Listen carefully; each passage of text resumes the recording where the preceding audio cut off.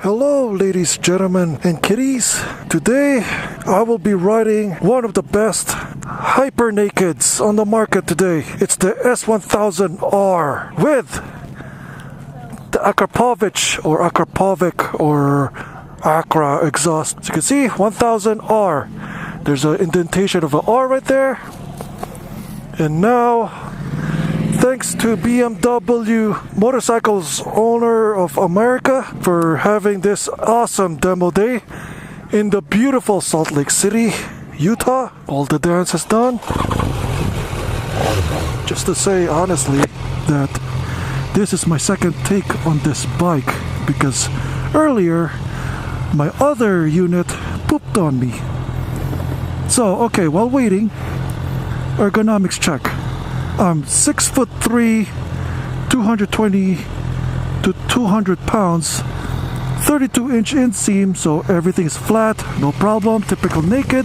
Off we go. As what I said earlier, this has the Akrapovic exhaust, that awesome exhaust system that turns your bike into 11. This bike has 165 horsepower, same as the BMW XR version, the S1000 XR, which is my dream bike. It also has the same quick shift up and down feature. And also like the XR, it has 4 modes, road modes.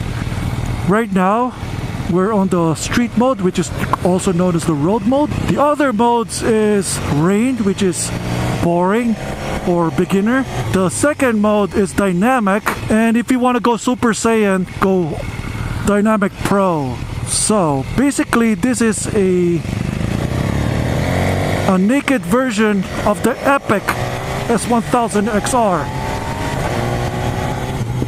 Also, I was using my softy shoe earlier and my left foot kind of went sore, so I changed to my standard motorcycle duty boot, and you can see, as you can see right now, all hardcore right now. Competition to this bike are the Super Duke R, the FZ10, MT10, the Monster series, the Ducati Monster series, GSX S, Z1000 or something. Basically, this is in the hyper naked category. So anything that is over 150 horsepower, 120 horsepower and up, naked category. So as you can expect, as with any other nakeds, you sit a little bit forward, but you still sit a little bit straighter than the double R. I like the position in the XR, but that's more of an adventure touring monster. This one is a typically run-of-the-mill hyper naked. Ooh, kids. And a smart with a hatch up. Alrighty. When I rode this bike earlier, this bike is beautiful. Everything in this bike is tactile with a hint of refinement. It's not like the KTM, on which the KTM feels everything analog. This one has a little bit of refinement.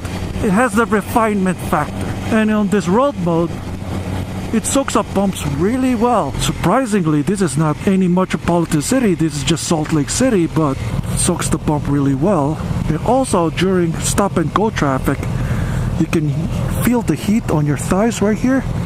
Right on this area. There's a little heat factor here. But once you get going, it disappears. The buzziness to the handlebars is pretty muted. It's not as bad as it's... Basically, it's not the XR. XR has a bad vibe. The 2016 model of the XR is bad. This Acra exhaust is just popping, crackling, popping. Gives the bike more character. And it's so refined. The Z900 that I test rode before was refined already as it is. But of course, you get what you pay for it. Well, the Z900 is a hyper naked. Not a hyper naked, it's a sport naked. This one is a hyper naked. so it can go toe-to-toe with a usual crotch rocket on the street, or humiliate some more. So it has a lot of traits on the R and the XR. I love the gauges. Always like digital speedo and analog tack. Oh, nice! Legend coupe! Alrighty, let's go. Ah, so good. The gauges are like very easily readable. It takes getting used to it at some point. That little bulb right here is the rev light. So if you're going crazy at the road, that's your indicator that you're hitting the red line on that. Easy to lean. And then later I will adjust this to dynamic mode once we hit in a slow speed setting. But so far the road is a very commutable mode. It doesn't beat you up, it doesn't, shock you. You treat it gently and it will treat you back. Let's change it. Now we're in the dynamic mode. So I noticed the throttle is a little sharper, a little stiffer. As you can hear as I'm talking, my voice kind of, vibrates at some point. So it has, you can feel slight differences if you're a sensitive guy. If you can feel every tactile movements in the on the bike, you can feel the difference within the dynamic mode. It jumps to second gear. Oh wow! Okay, there you go. And on low speeds, this bike really handles like a 300cc bike, like R3, and it doesn't overwhelm you. Of course, I'm on the tall side. It doesn't bother me, but if you're a little shorter like her, riding the R9T Pure, you might get a little intimidated. But so far, it's a short bike. Good sight lines. I want to mention is the mirror. It looks like it's a 16:9 widescreen angle side mirror. It gives me just the basic viewing angles, but not everything per se. So when you ride this thing, make sure on that just to look around you on your shoulder. This quick shifter is just, it'll spoil the hell out of you. It will really spoil you because it's like an automatic bike already, but you can still use the clutch though. See? Well, if you pay this much of a bike, yeah, just be spoiled. The engine sounds so nice. This inline 4, this parallel 4 is just a beauty of an engine. Braking performance pretty good. It's very direct, firm, just the way I like it. Hey, that's an L300 Delica JDM. Look at that, Star Wagon. Oh, epic right-hand drive JDM.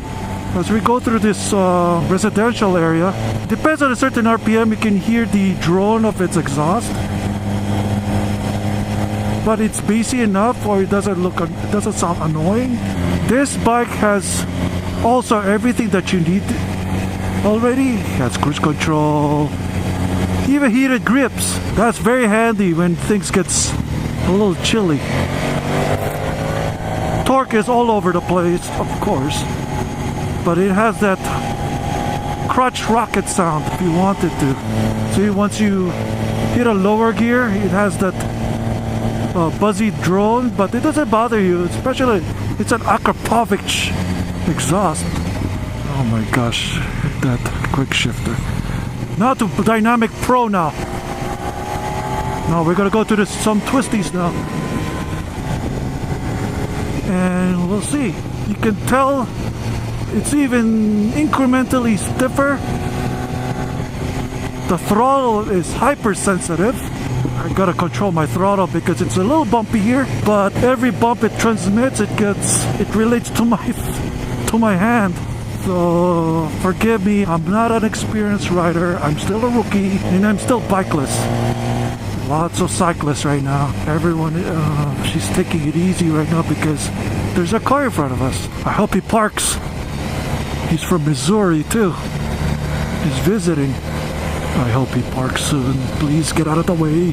Get out of the way. Yes. Use full lean. Very nice. It's a very pleasurable bike for daily commuting and for hooning.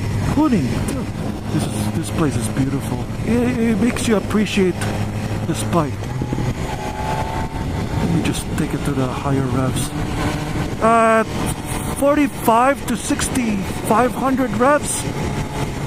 There's a slight buzzing on the handlebars, but it won't bother you because, of course, you gotta pay attention to the road ahead of you, and the buzzing will just go away.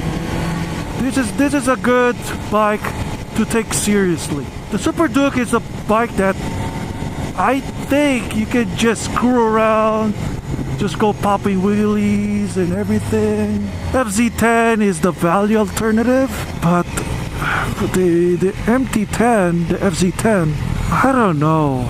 It's a good bike. Don't get me wrong.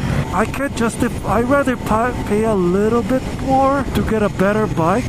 It's just the throttle on that FZ10, the Yamaha, really infuriates me. The Suzuki though, the GSX-S 1000, that thing, the gearing on that thing really scares me a bit simply because the gears are so close to each other. That's my opinion. They're a little bit too spaced together. I think that bike is a lot more serious than this. If I'm going to grade it in a scale between serious racer styles or hooning, the most serious is the Suzuki. Then next is this, and then the FZ10, and the wheelie bike is it's a Super Duke R. Good thing is this one has a better balance, and it's much more tolerable to ride every day compared to the MT10.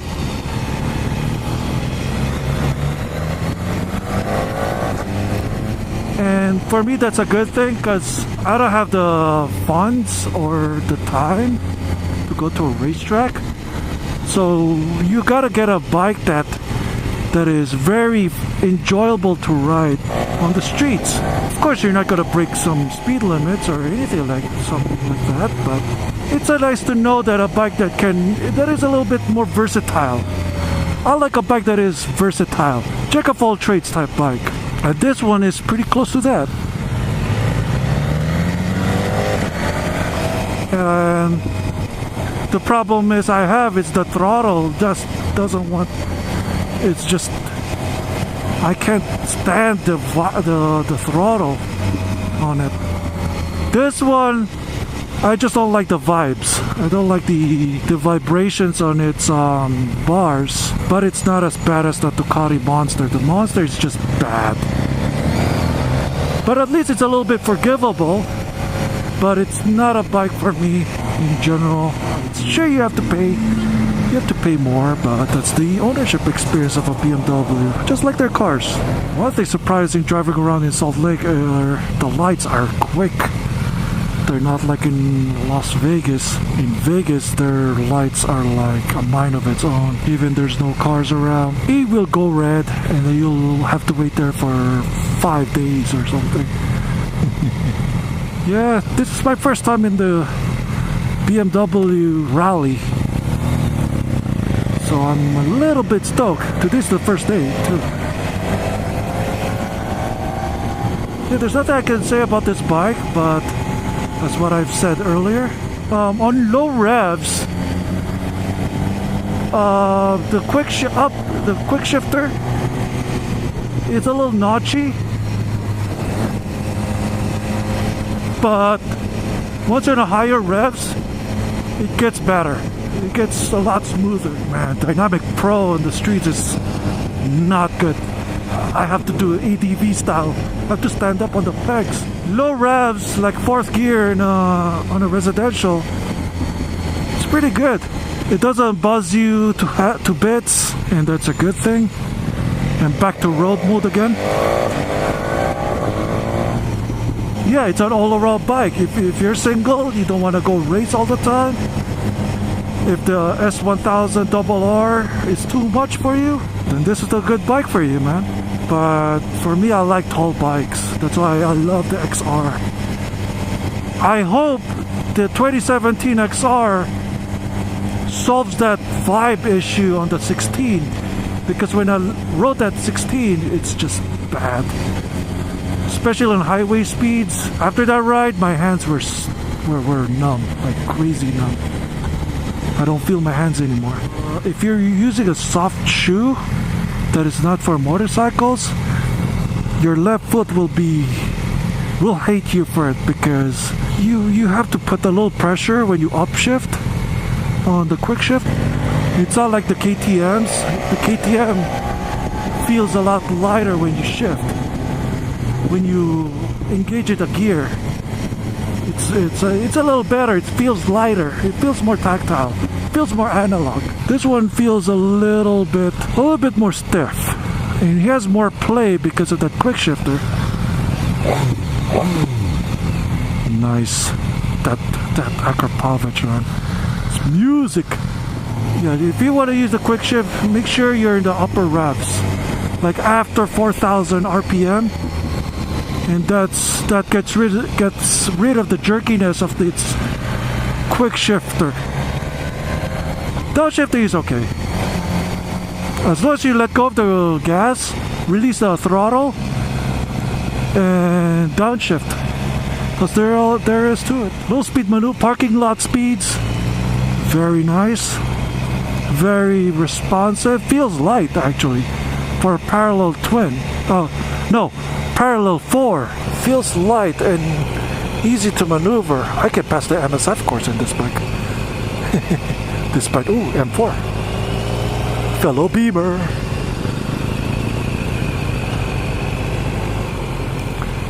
And here we are. Back to the Utah State Park, I think. Okay, back to neutral. Ritual. Off. Key and lock. The foot pegs is a little bit getting used to. Just look down for it and then you'll get used to it over time. So there it is. One of the best naked bikes in the market. Hyper nakeds. I was very impressed, especially with this exhaust. And as what I stated earlier, the RR has 3 slits right here, and it shares the same gauge as the XR. Love the look of it. 2 thumbs up. Highly recommended. Alright, see you later. Bye.